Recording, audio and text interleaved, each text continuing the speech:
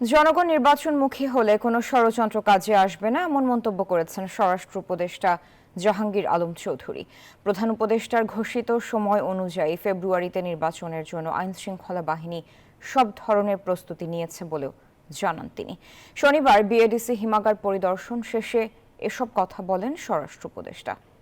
শনিবার দুপুরে বাংলাদেশ কৃষি উন্নয়ন কর্পোরেশন বিএডিসি হিমাগার, কেন্দ্রীয় বীজ পরীক্ষাগার ও সবজি বীজ প্রক্রিয়াকরণ কেন্দ্র পরিদর্শন করেন স্বরাষ্ট্র ও কৃষি উপদেষ্টা লেফটেন্যান্ট জেনারেল অবসরপ্রাপ্ত জাহাঙ্গীর আলম চৌধুরী। বৃষ্টির জন্য কৃষকের সবজি নষ্ট হয়ে যাওয়ায় বাজারে দাম বৃদ্ধি পাচ্ছে বলে জানান উপদেষ্টা। পরে এক প্রশ্নের জবাবে তিনি জানান, ফেব্রুয়ারিতে নির্বাচনের জন্য আইন শৃঙ্খলা বাহিনী সব ধরনের প্রস্তুতি গ্রহণ করেছে। যার যার মত শেষে প্রকাশ করতে পারতে, জনগণ হলো ডিসিশন নেবে।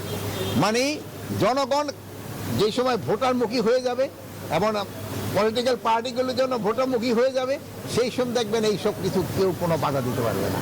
এটা হলো জনগণ হলো আমাদের মেইন ফ্যাক্টর।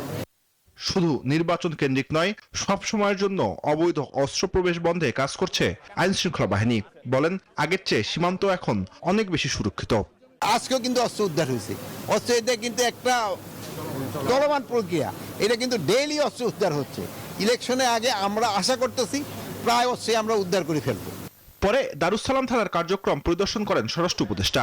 জানান, ডিএমপিতে যেসব থানার নিজস্ব ভবন নেই তাদের স্থায়ী ভবনের বিষয়ে কাজ করছে সরকার। জুবাইর সানি, নিউজ 24, ঢাকা।